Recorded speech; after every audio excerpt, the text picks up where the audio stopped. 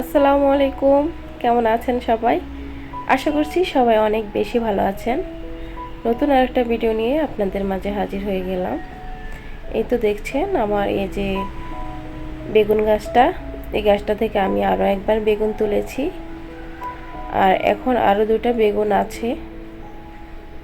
তো আমার এত ছোট গাছে বেগুন এত সুন্দরভাবে বেগুন হওয়ার কারণ কি? আর আমি আমার গাছে কোনো ধরনের রাসায়নিক সার ব্যবহার করি না, একদম ঘরোয়া সারগুলোই আমার গাছে দিয়ে থাকি। আর কি সার দেই সেটা আজকে আপনাদের সাথে শেয়ার করব। আশা করছি পুরো ভিডিওটা জুড়ে আমার সাথেই থাকবেন। এই তো দেখছেন একটা বেগুন আমি কেটে নিয়েছি। মাশাআল্লাহ, বেগুনের সাইজটা কিন্তু অনেক বড় হয়েছে। কিছুদিন ব্যস্ত থাকাতে আসলে আমি গাছগুলোকে একটু যত্ন কম করেছি।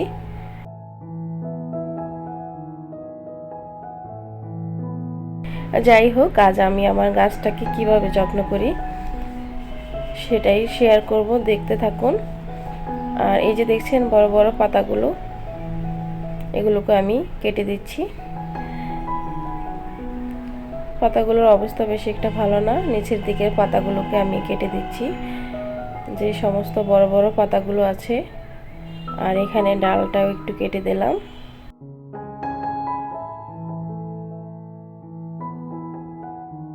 সবগুলো বড় পাতা আমি কেটে দিচ্ছি।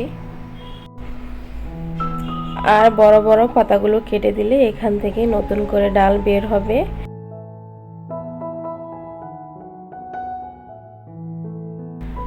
এই জন্যই বড় বড় পাতাগুলো আমি কেটে দিলাম। তো মাঝে মাঝে এরকম পাতাগুলো কেটে দিতে হয়।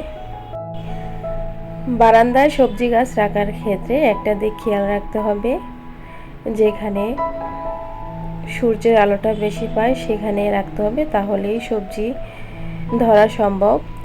একদম ছায়াতে রাখলে কিন্তু বেগুন গাছে বেগুন ধরবে না। আর আমার বারান্দায় কিন্তু রোদ আছে দেখছেন, এই কারণেই সম্ভব হয়েছে। আর এই যে দেখুন ছোট্ট একটা টবে আমি এই বেগুন গাছটা লাগিয়েছি।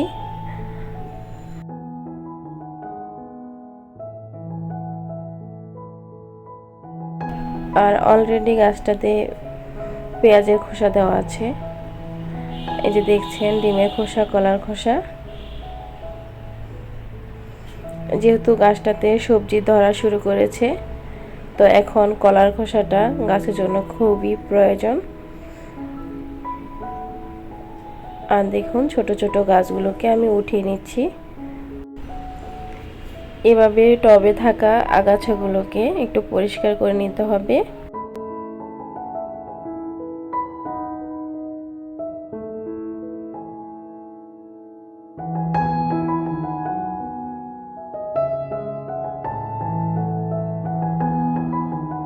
দেখুন আমার প্রত্যেকটা টবের মাটি কিন্তু আমি সবজির খোসা দিয়ে থাকি।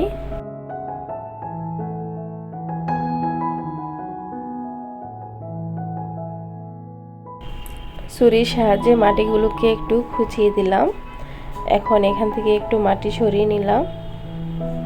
আর একটু মাটি সরিয়ে এভাবে ডিমের খোসাগুলো দিয়ে দিচ্ছি। আর অবশ্যই ডিমের খোসা একটু রোদে শুকিয়ে তারপর গুঁড়ো করে মাটির সাথে দিতে হবে। আর এখানে দেখেছেন ডিমের খোসা, কলার খোসা দিয়ে আমি মাটিটা ঢেকে দিয়েছি। এভাবে এক সাইড করে দিতে হবে। আর এখানে যেহেতু এগুলো কোনো রাসায়নিক সার না, এগুলো কম আর বেশি হলে কোনো সমস্যা নেই।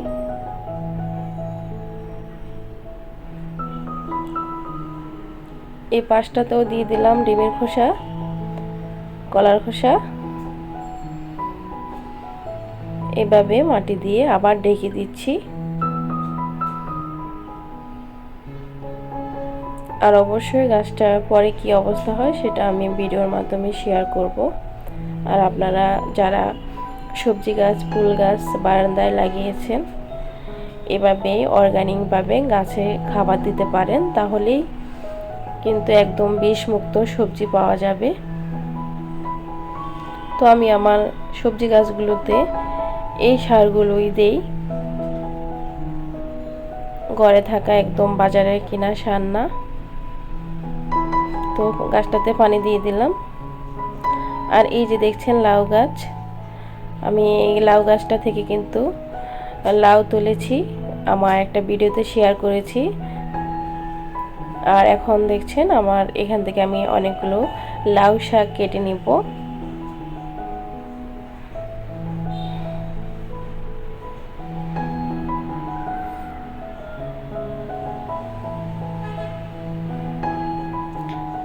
আর নিজের গাছের শাক সবজি খেতে তো মজাই আলাদা। আর যেহেতু এগুলোতে আমি সার ব্যবহার করিনি, এগুলোর স্বাদ কিন্তু একটু অন্যরকম।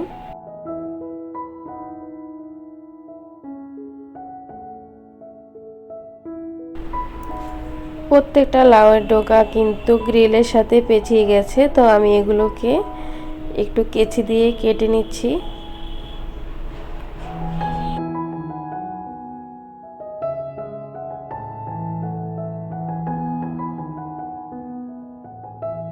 একদম কচি কচি যে ডালগুলো আছে সেগুলোই কেটে নিচ্ছি। একদম আমার এই সাইডটা কেটে নেওয়া হয়ে গেছে। আর এখানে আরেকটা বেগুন গাছ আছে, এটার বড় পাতাগুলো একটু ছেড়ে দিলাম।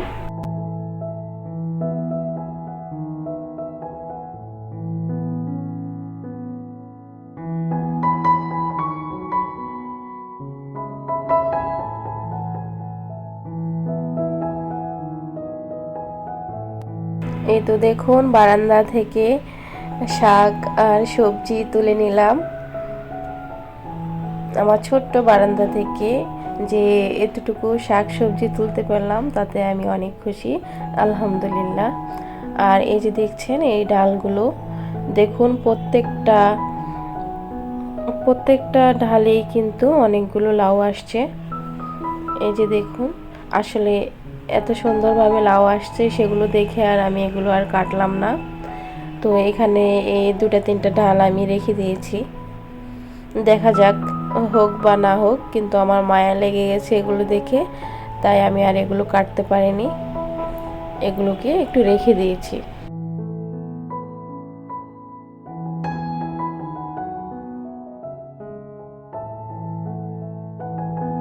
আর এই যে শাকগুলো অফ ক্যামেরায় কেটে বেছে এই তো ভাজি করে নিলাম।